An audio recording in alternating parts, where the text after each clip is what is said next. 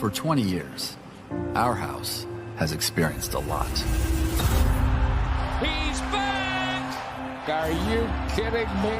Triumph, defeat, heartbreak, euphoria. It's been home to legends, and legends in the making. We've watched homegrown kids grow up here and welcome friends who became family. The ballpark is in a frenzy! Like our fans, this place has developed a reputation. And that's just the way we like it. In a city bursting at the seams with history, our house has had its fair share. Powering drive, way out of here! Grand slam, Victorino! The Philadelphia Phillies are going to the World Series! But it's not time to harp on history. It's time to make more history. He's gonna just watch it go! Our team story is not done. Never say die, Tom. It's barely been written. Something's brewing with this team, John. We're here for the long haul and the long ball. That one is gonna be long gone! It's been a fun 2 decades, Son of a gun, I love this place. but this is the only looking back we're doing With a rainmaker! because we're tired of knocking on the door. It's time to kick it down.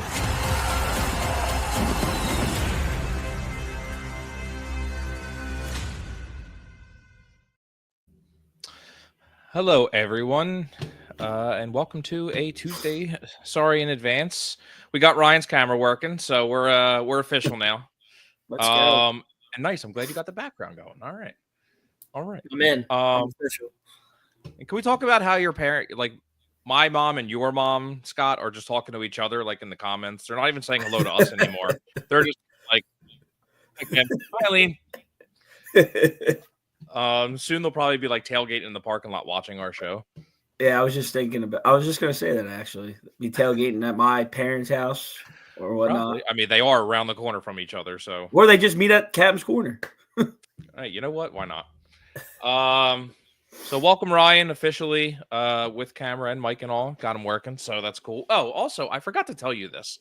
So I know you work at and I know I'm gonna Tortoreese. Yeah. Yep. Yeah. Wearing the hoodie actually. You literally work down the street from me. I'm not even kidding. Oh, really? I pass it every day to go to work. That's funny. I'm right at the EW Diesel, right on Delsey. Oh yeah, literally right around the corner. Yep. I saw your Facebook and I was just like, wait a minute. Hey, nothing wrong with a little Tortoreese plug into this show. So Not at all. Because I'm pretty sure the old bartender at the corner, it's her husband's place. So this is like 10, 11 years of Captain's Corner influencing my life. I mean, we're just bringing it full circle now to jobs. Well, it's always full circle, which I'm sure brings us to where we're going today. So, all right, we got plenty of comments. So let's see. There's my mom hi, talking to your mom. Hi, Eileen. My mom with the now my mom saying hi to Ryan. That is Derek, who runs the Tired Sports Network page. Or Derek, sorry. Derek, that's Ryan. Yeah, you guys met last week. Look, see, Ryan's getting a nice warm welcome. I feel very warm. My mom said that she will be tailgating at your mom's house. So, it sounds so bad when you say when you say it quick. So we're going to start off with, I know I said baseball earlier in our announcement, but we have to start off with some Eagles news. And that is 3 different things that have happened in the span of the last 8 hours. Is that the Eagles have released Darius Slay, Bradbury, but the biggest news is that they signed Saquon Barkley to an extension. That I thought you were going to say Cowboys finding a way to just minimize their cap space. Well, I mean, it's just there's so much positivity and such good news. It's just like, how do you bring up the Cowboys and good news in the same sentence? I mean, listen, when you can find a way to make sure you're locked in for mediocrity, I'm in for it. So, that should be the Cowboys slogan. We're locked in for mediocrity. 30 years. So they officially signed him to what, 3 years, $41.2 million, 2-year contract extension. I'm sorry, 41.2. And the best part about this is, once again, how he works his magic, and he just cut the cap space in half, or his cap hit in half. Yeah, they actually added more money. Yeah. I don't know, like, I mean, he has to be up there in some of the, world of smartest men alive, because to find a way to not only be able to increase the salary cap, to be able to do more, to have fun more, have more fun with it. Barkley currently is the highest paid running back ever. Right. I don't know how he does it. And I'll say this: the Eagles pretty much just reset the whole running back market. Yeah, I mean, Barkley did. Barkley and Henry. Derrick Henry could literally turn around to Baltimore and be like, "I want more money." Well, then they'll just spend all their time trying to figure out how to do what Howie does. Exactly. And be like, math is really hard. How are we going to do this? Yeah, and then that's where they lose out. So they don't have Howie. I just feel like, do you think Howie sits back and at his desk and just laughs, like that nobody can do what he does? Like, no one does. You don't see anywhere because they can't do it. Right. Like, that's just like, it's just it's simple. I like, it just amazes me that he continues to do it. Yeah. Especially we have the fact that, I'm sorry. No, I was going to say we have the cap moves. I mean, we haven't seen a blockbuster trade yet, but like, you just know that other GMs are just, they see Howie calling and they're just like, I don't want to do this again. So, but then they do it then they do it. It's like, I keep seeing the pictures pop up of like the Carson Wentz trade when we traded him away, and then it shows all the moves that it helped us get. And I'm like, and I feel like when we signed Carson at that extension, and then when we traded him, everyone thought that we weren't going to get out of that contract. And it's like, not only did we get out from under it, we somehow improved every single year leading up to winning a Super Bowl because of it. I think that's the funniest part. And it's just like, somehow Howie knows how to send people to more money longer and yet save money somehow. I think just from that whole Chip Kelly debacle, that really set a fire under his ass. Yeah. Because, I mean, they moved him out of the building, and he was separated from the whole entire team for a year? Everything Chip Kelly did is part of how we are where we are. How we are where we are. Nice.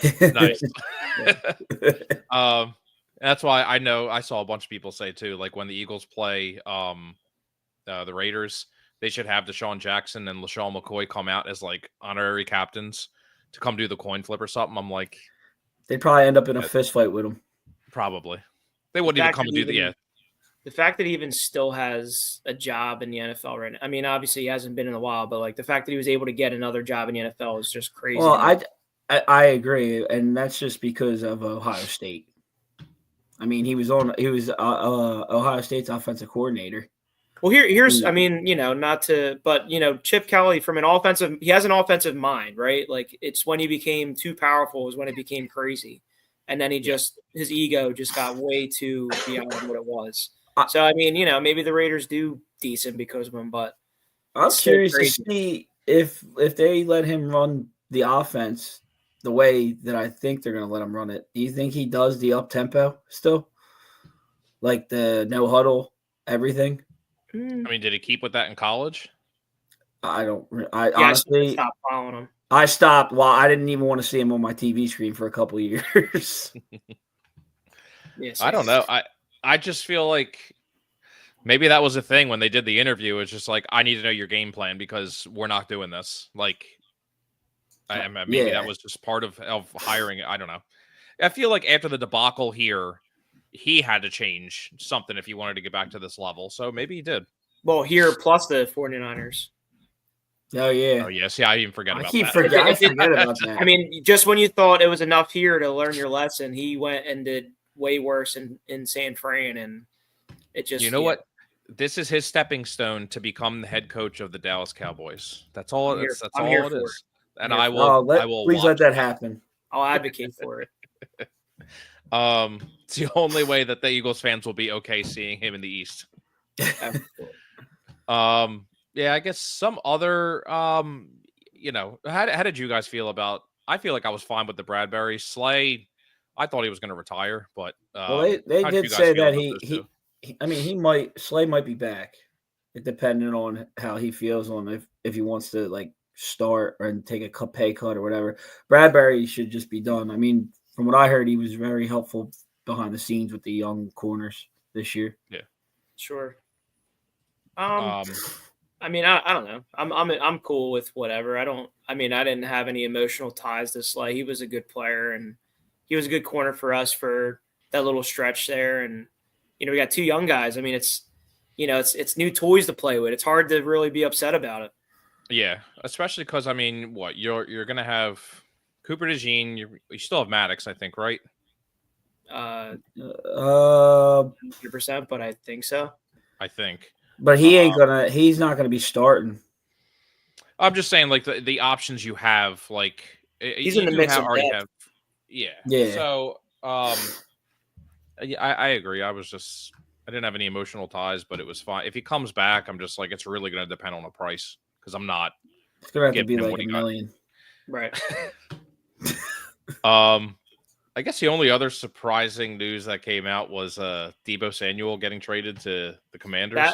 That one's definitely a good one for them. I mean, yeah. I'm not afraid of Deebo, but it's not about Deebo. It's about opening up Jaden and Terry. So yeah.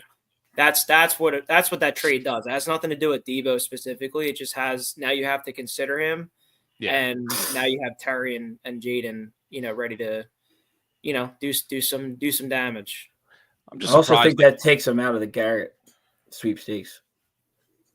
Getting Deebo. I think the Eagles are going to get Garrett or Myles Garrett. We just freed up $6 million from without a doubt. I think there's room to play with. Yeah. I think there's 100% chance, not 100%, but 90% chance that Myles Garrett's a Philadelphia Eagle. I can agree with you with that. We'll see. I just was surprised, I guess, because they just signed Samuel to 3. San Fran signed him to 3 years, and then they had the year they had, and now I saw Brandon Ayuk is, I guess, posted on Twitter or Instagram. I don't even know what the hell he was saying. It wasn't English, but it was something. Whatever he was saying, like basically he wants out. Well, he wanted out. Didn't he want out last year?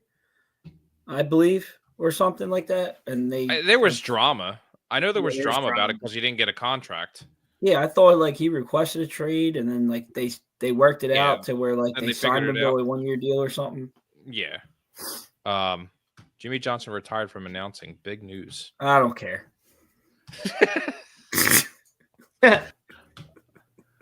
Mom, when you know who retires from announcing, then I'll throw the biggest party I can think of. That I can put together. Ryan, you might not know this. I have a strong hate for Tom McCarthy. Really? I've never liked him ever, and it's just I've tried. Is that how we're segueing into the Phillies talk? No. I'm sorry. No, my mom. It's not a bad segue. I mean, there's not a whole lot more to go into with the Eagles besides there's really not been talked about. I think that's a good segue. So on to the Phillies spring training. Tom McCarthy Blues. All right, everyone. Have a good night. That's the end of our show. Can't really top it from there.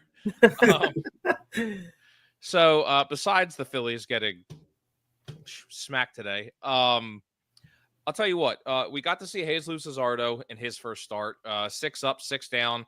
The velocity was there. The pitch movement looked really good. I think he had 2 strikeouts.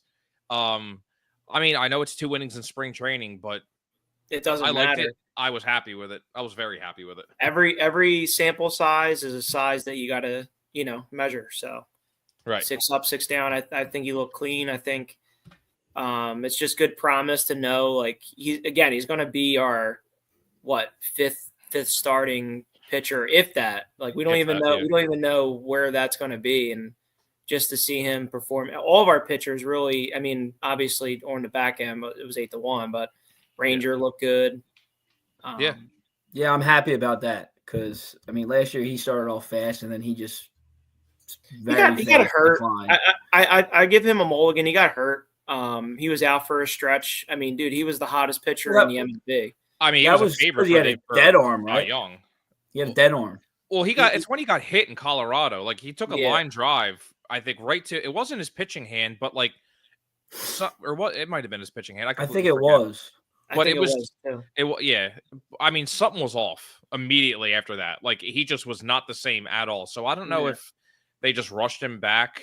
I don't know. It's kind of the same thing as like the Bryson Stott thing with the nerve issue he was having, where he said he was good enough to play, but he didn't feel right. And I'm like, then you're not good enough to play. Like, and it showed. Right. And we had bench guys that were, I mean, at least in comparison to him being hurt, would be better performers on the field and hitting more so than anything. But yeah. What's up, Johnny? Yo. Donna, how are you? Donna? Good evening. Hello, Amy. Yo.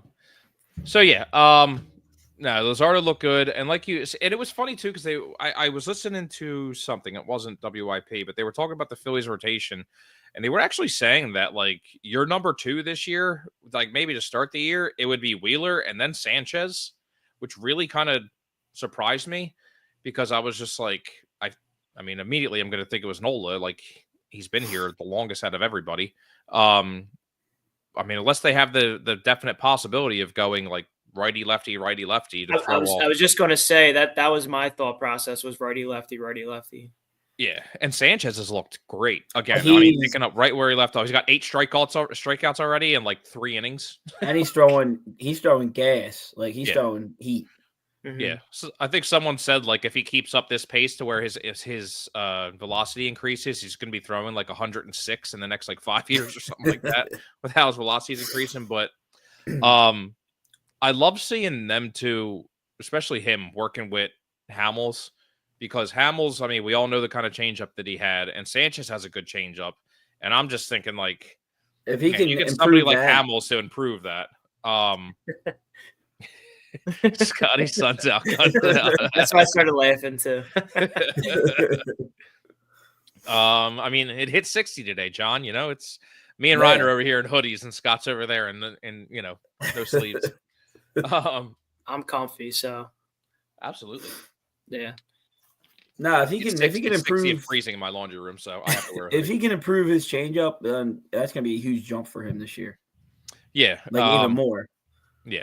It's interesting too because like I like seeing him work with Hamels, but I also like just seeing everybody kind of learning from everyone. Like Wheeler's always going to sit there and talk to people, give them insight. I mean, Nola's that guy now too that he can give insight, and I feel like maybe the one I'm most excited about really is Luzardo. I don't know if it's because it's his first year here and him coming from that nightmare of a team. well, think about it. I mean, if we go back, I don't know 4 years, and you bring in someone like Luzardo, he's coming in as maybe our number 2, maybe. I mean, I don't even know, like maybe even our number 1. 4 years ago, you're saying? 4 or 5 years ago. Wheeler was a number 1, so let's just say number 2.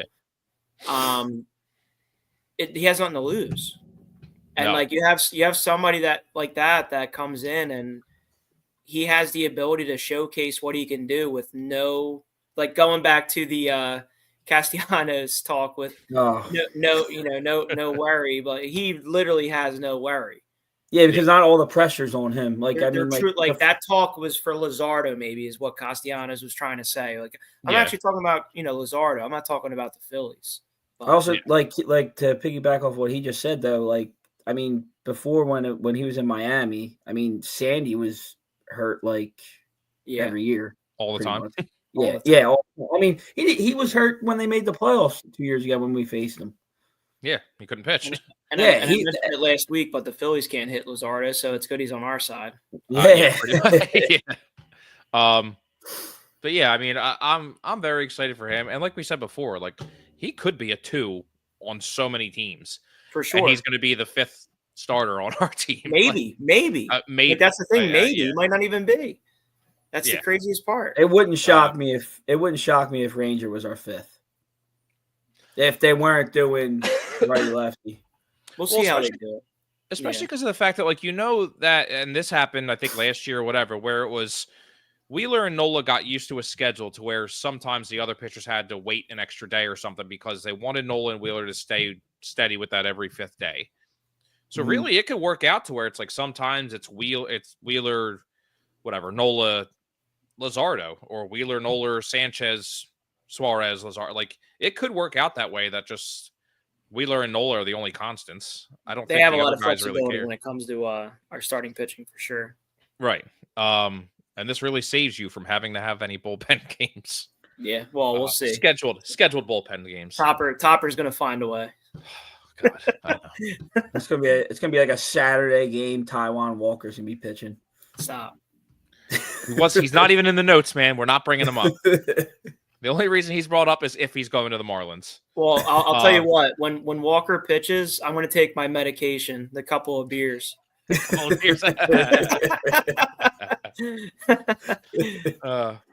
it's 5-0 in the second, I will not be taking a little bump either. So I don't need to stay awake for any of that. It's medication. It's all good. Yes. FDA approved. The other thing we kind of wanted to get into too is some surprising people kind of making a case for themselves. One was Gabriel Rincones Jr., who was hitting .308 with 3 home runs. He's got 4 hits, 3 of them are home runs and 7 RBIs.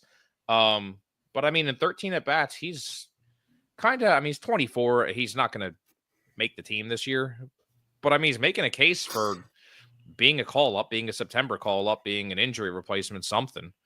What's he on the prospect list for us, like in our farm system? I mean, he was, let's see, he was drafted 2022, 3rd round. I don't even think he was on the top 100, to be honest. Well, not for MLB. I'm just saying for our farm system in general. Like, I'd have to look, to be honest. He should be at least maybe 19 or 20.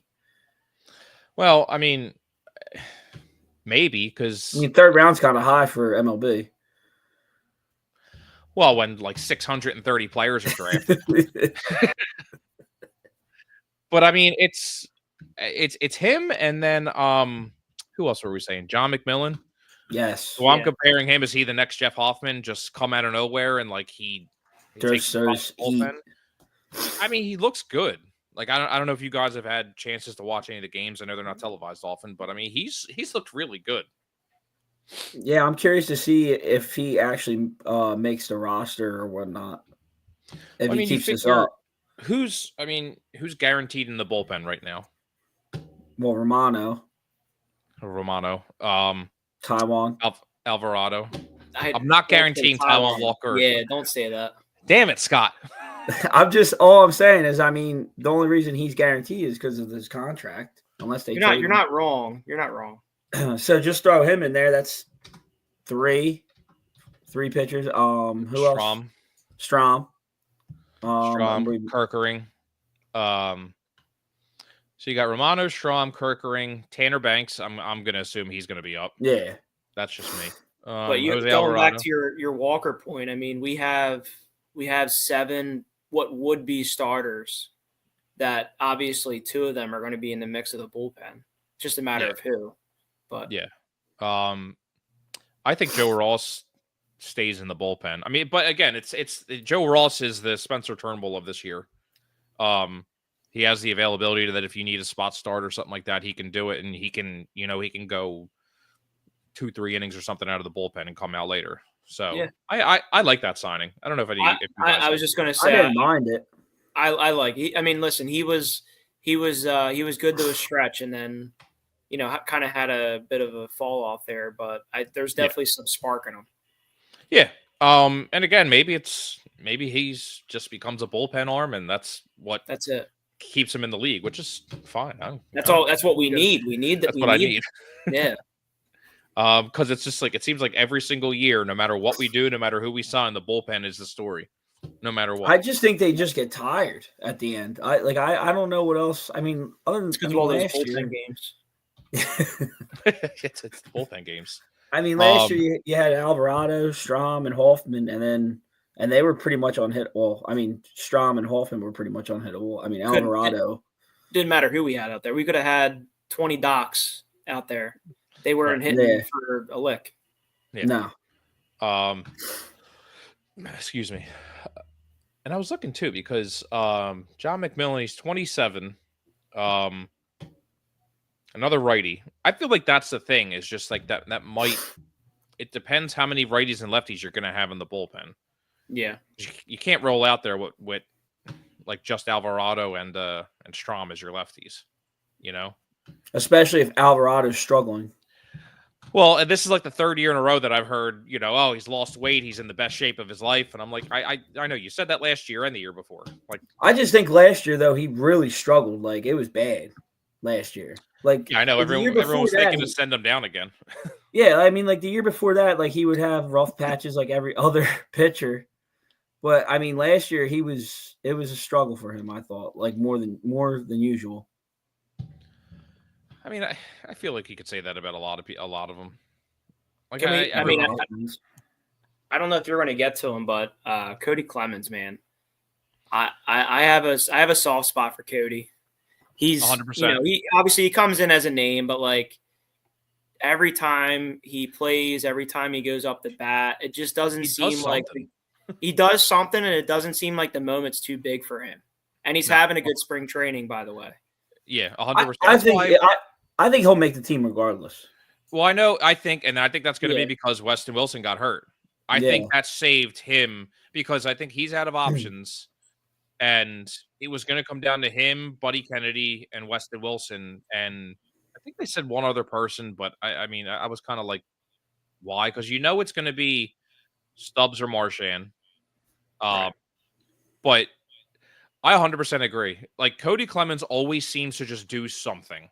And I think that was I seldom see him come in the game and not like it just seems like he's always in the game. He's never the moments are never too big. Even in the playoffs when we were struggling, he was the only one that seemed to have his shit together.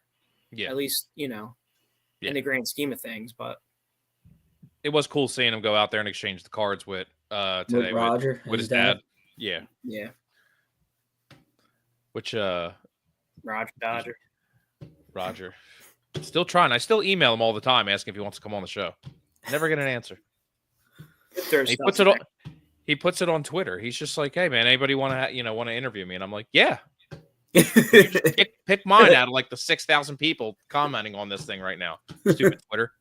Jose needs to get it together, and they can throw Stubbs in the pitching rotations. You know what? Stubbs is probably the first player that they're going to throw out there during a blowout.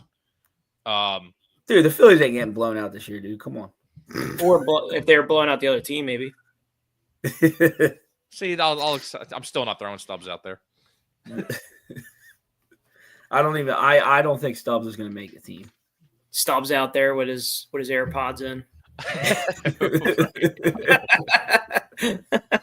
Getting called for pitch clock violations or something, not even realizing it probably. Just bobbing his head. Balk. You have to stop. Could you imagine Harper on the mound? No. People would lose their minds if they put Harper out there in a blowout. I think he would lose his mind. I would lose my mind. I know. I mean, I lost my mind when he played first base the first time and he dove over the railing. Dude, that's why I'm just like, here we go. There's another year going. You can't turn it off with a guy like him, and it's a good problem, I guess. But yeah. First game back after injury, and he goes right over the railing. That's true.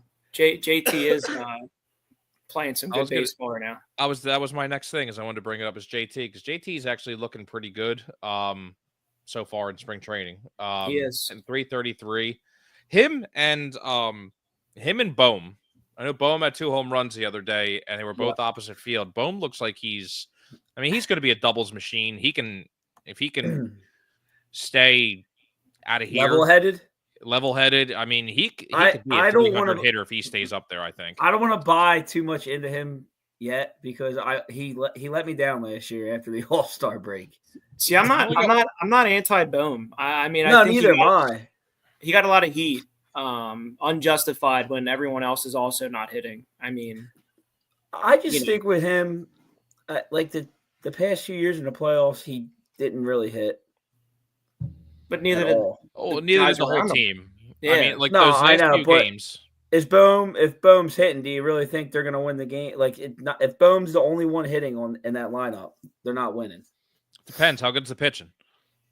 Well, I mean, there was multiple times Stops though pitching that where, game. where you had first and second, and he'd ground into a double play. I could say the same thing about JT though. I mean, how many times have we seen JT, JT roll over the ball down the third Scott, baseline in a double play? All of them. Turner, like Yeah. all I of just them, think all of them. I just think he just needs to stay level-headed though, because he does throw temper tantrums. Well, I agree, and I think he's going to have to learn that. And I mean, that's even though he was never on the trade block this year, this past offseason, supposedly, they said a lot of teams were saying that about him is just like he gets emotional and this and that. And I'm just like, well, I'm not even trying to make it a race thing, but like a lot of Dominican players get extremely emotional too. Like it's okay to get emotional about it. It's nothing against just him. Like you never seen Harper get emotional. I think he leads the league as active players of being thrown out of a game. Harper's new age Pete Rose player. Yeah, I agree. I don't think Harper's going to run anybody over at home plate anymore, but yeah, I 100% agree. Don't you talk about it, boy. JT, I know. Sorry. Got it. But I mean, BCIB. I could Used to be. Yeah, he's still there. He's still there. I don't think he's won though. I don't think he's the best anymore. He's up there though, so. But he's still there. Like he's still in the conversation. He's not. He's not true number one. Oh, absolutely. Yeah. Who do you think's number one? I'm just curious. I don't know. I always think like, does it just go to Rutschman? But I'm like, it is Adley Rutschman. I don't know. A year before I could have been like, Jonah Heim was up there hitting almost 300, but he's switch hitter, but he's not a great defensive catcher. I'm like, we could do that a lot. Anyway, so but anyway, JT's hitting 333. He's only played 3 games. He's only caught a few innings, but I wouldn't run on him. No, I still wouldn't run on him. I wouldn't run on him either, Mom. I'm slow. But Bohm, to get back to him, like you said, Bohm's only got one more year after this of arbitration. So, I mean, he's got to figure it out, and the Phillies have to figure out what they're doing with him. Because if he has a great year, he's going to get paid. Is it possible that they could look to trade him at the deadline even if the Phillies are in contention for a playoff spot? I don't think you have. Here's the for me. I can still hear you, but your camera froze a little bit. It should unfreeze, hopefully. Can you still hear us though? Oh, I might have froze permanently. All right. With the Bohm thing, when they were coming up with the rumors about because Devers is unhappy now, like trade. Bohm and Cassidy. Yeah, but it's just like that doesn't fix Boston's third base problem. No, unless they made hit. But that's what I'm saying. It's just like if they were to trade him, I'm like, you're trading him for a less player, Well, I mean, Devers could easily just cause so much disruption where they just would be like, all right, get rid of him. There you go. Oh, now you're going. All right. Yeah, I was just curious to see if they would. Why? What did I miss? Oh, we were just talking about like would the Phillies actually trade Bohm no matter where they're at, like and I'm just like at the deadline, and I'm like I don't see for who or why. If he's doing good, why would you trade him? And if he's doing bad, who's going to take him? What do we need? I mean, that's the thing. It's like we kind of have to play with what we have, and I think we're in a good spot. I'm just saying, like, what do we move to get a better third baseman? Well, that's what I'm saying. It's just like, to be honest with you, the only thing you can, I mean, in my opinion, the only thing you look at is you trade him for prospects so that we're still good going forward. But that doesn't even make sense to me. So I just feel like if you were going to do it and you were getting somebody like to a stud outfielder that you were packaging him in somebody, and then you were just going to put Sosa out there for defense because that's his. MO. Yeah, but he will. I mean, Sosa can go on a run offensively. We've seen that but he eventually evens out. Like if you were to trade Bohm and I don't know somebody else, like, and this is I'm not saying it, but if it was like for someone like Kyle Tucker or something like that, well, yeah, I would do that because you're picking up offensively. Yeah, and I'm just taking the defense at third, and Sosa's going to the end of the lineup anyway. right. But I really don't see them trading Bohm. Just put for any Harper at reason. third. Put him at third. He'll probably almost win a Gold Glove too. Why not? I wouldn't be surprised. I would not be surprised at all. Dude just succeeds anywhere. I mean, it's too late in his career, but JT probably could have formed himself as a third baseman the way he plays. I believe he was a third baseman when he was younger. I'm sure when he was younger, he was like in the minors. I'm pretty sure he played. I think he was. I mean, to my knowledge, I know he played first base split with catcher, but I didn't know about third base. But I wouldn't be the way he plays. I mean, catchers usually have that ability to play third just because they're quick and have a strong arm, quick arm. He's taking the Kyle Schwarber route by going from catcher to outfield now. So, outfield. I know they were talking about that on the telecast the other day too. They were just like, "Is Schwarber pretty much like never playing catcher again?" And I was just like, "I think so." At this point in his career, he's done playing catcher. I think that's been a committed action. That's since he was with the Cubs and blew out his knee. Like, I think he's done. What was the? Sorry, I got to look at our list on what we had. It was JT, Gabriel Rincones, John McMullen, Luzardo.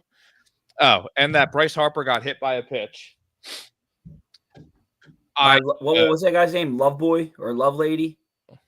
Was it really? I don't. I think it was Love Lady or something. Careful. I honestly thought like originally like it hit him like up near his face. Yep. Because it looked like that, and then like he just like looked like so annoyed. Like, are you really? We're doing this already? And I'm like, he just saw the hit pitcher, the face and he's fine. The pitcher immediately, you could tell like complete remorse right away. Like, oh, it got away from him. Yeah, it happens. But it's just annoying because I feel like every year he gets hit somewhere up and in. Every year. I mean, it's part of the game. I don't know. It's part of the game. Like, people crowd the plate. It is what it is. I'm not that, and you're trying to stay inside on him to keep him from getting his hands extended out. So spring training, though, we don't need to be doing all that. Well, I mean, he's fighting for a spot. I was gonna say pitcher's fighting for a spot, so yeah, he's trying to be like, look, I'll hit anybody. I don't care. Which, by the way, did you guys see Turner mess with Scherzer? Yeah. That was good. Yeah, that was good.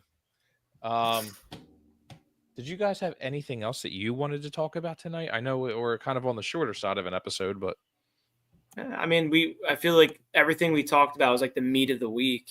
Yeah. Spring training, not much is going crazy right now. No. I mean, Barkley thing was huge. I mean, that kind of caught me off guard with the extension. I wasn't expecting that. Yeah. Neither was I, to be honest with you. Nah. I mean, I'm sure nobody was. I mean, we had him locked in for what we did, and I mean, that's huge. Like, we're locked in for a stretch of a dynasty with that. And honestly, I mean, he's going to retire as an Eagle if he plays out the whole contract. I love this his comment before about how he looks at how Marshall Faulk, drafted by the Colts, but he's always remembered as a Ram. Like that's what he wants to be here, drafted as a Giant, remembered as an Eagle. I mean, at this point, he's already solidified that, but oh yeah. I mean, it took one season. It took one season. How's Embiid doing these days? There you go, Mom. All right, time to end it. Time to end it.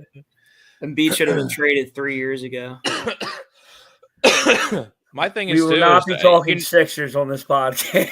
He ain't going to be ready by next year either. No, he's going to medically retire. Yep. He's and collecting the bag. Further proven the downslide of the process. So the last thing I wanted to get into, and I know we kind of discussed this the other day, is who would be your top 5 Phillies pitchers of all time? Top 5 of all time. I mean, Doc. In We no, might all have no the specific same. order. No Hamels. specific order. Hamels. I said Doc. You said Doc Hamels. I mean, I know it's. I mean, Wheeler. I mean, I was are gonna say we Wheeler. going back into this bias conversation? Like we're, but like at the same time though, like these guys really are the best of the Phillies. Of Carlton for sure. Carlton, I think so. obviously, yeah. I think Carlton's number one. Yeah, Carlton might be the number one. I would have to have Schilling on the list. Cliff Lee's on mine. Nah, I mean, yeah, he was so good, but yeah, as a stretch of a Philly, he was very good. But it's funny to look at because, like, I mean, I like Robin Roberts is obviously good, but it's just Joe so stud. I just feel like it's when you look at it as a whole, when you look at everybody, it's just like baseball's so different over the time periods that like all these pitchers pitch. Like no one will do the things that Steve Carlton and that generation did anymore. Like, will anybody ever reach 300 wins? Like, will anyone reach 3,000 strikeouts again? Like, it's just like you said, it's the way the game's played nowadays. Like no pitcher goes beyond 7 innings, even 6 sometimes. Well, I mean, going 5 innings gets you paid now. Yeah, which is crazy. Exactly. Yeah, and it's a shame because one person that I would love to sign just so he could do it here is I would love for them to sign Zach Greinke so he can get 21 strikeouts here and get 3,000 as a Philly. Just go do it. Is he like, still is he free agent or is he still in the Royals? No, he didn't. He hasn't played. His last year was 2023. He hasn't officially retired. Oh, I was gonna say. But he's 21 strikeouts away from 3,000. You know how cool that would be? Like, he's like also like the last era of pitchers of that era of like the Roy Halladay's and stuff. Yeah. I think I have a pretty definitive top 5. Carlton, Hamels, Doc, Wheeler, and Schilling. Yeah, I'd be all right with that list. I couldn't. Not in that order. I couldn't. No. I couldn't fight anybody on that list. What if the Phillies do win a World Series? Is Aaron Nola slip in there? No, I don't. I think Wheeler's just so dominant. Mm-hmm. That really Nola. You're expecting him to give up 3-4 runs and a home run. You know that's coming in the Toyota Rav. And it's nothing against him. Like people freak out whenever they hit a home run, and I'm just like, a pitcher doesn't throw a no-hitter or a perfect game every single game. Like it's all good if he keeps it to a solo home run, fine. It's when he starts giving up 3-run home runs, or like we score 4 and he immediately gives it back. Then I'm like, all right, yeah, now you're pissing me off. But yeah, I think Aaron Nola, like, yeah, have you guys ever played Immaculate Grid? Yeah. I love my lowest score is a 4, and I took a picture of it because I'm like that was the best time. I can't remember. I used like Cesar Hernandez one too. It got me like 0.6%. Anyway, somebody made one where it's like all Phillies, but it's literally like pretty good player, like least respected. So that it was like categories like that, and I'm like, yeah, I could put Nola on there. Like people just hate Nola, but don't realize like how like good he actually is and reliable he is. He'll always go out there and give you 6 or 7 innings. It's just because of the moments, though. It's always the moments. The moments are hard to forget. When, like you just said, you're up 4-0, and he gives up 3 or 4 after pitching 5 solid innings. It happens like that. Yeah. And it happened a lot. Or you had those games where like if we didn't get any runs, he's not giving up any runs. So constantly. So I mean, yeah, he's a very good pitcher. He has his moments, bad, mostly good. But I think we still should make a case for Joe Blanton. I mean, just because he hit a home run in the World Series. How many home runs does Joe Blanton have in the World Series compared to Hamels? Listen, home runs are runs, right? That counts for your team. Joe Blanton was able to do it on both sides of the ball. So he was the Ohtani of our day. I give him top 5 for Phillies. I was just gonna say who was it that was just criticizing Hunter? Travis Hunter. Travis Hunter. Yeah. Talk to me when you play Joe Blanton, buddy. Yeah, he said what did he say? Wide receiver cornerback is harder than what Shohei Ohtani does as a pitcher. Like, stop it. I was like, did you hear what Chad Johnson said? He said Something the hardest about- thing in life, the hardest thing in life is hitting a baseball and keeping women happy.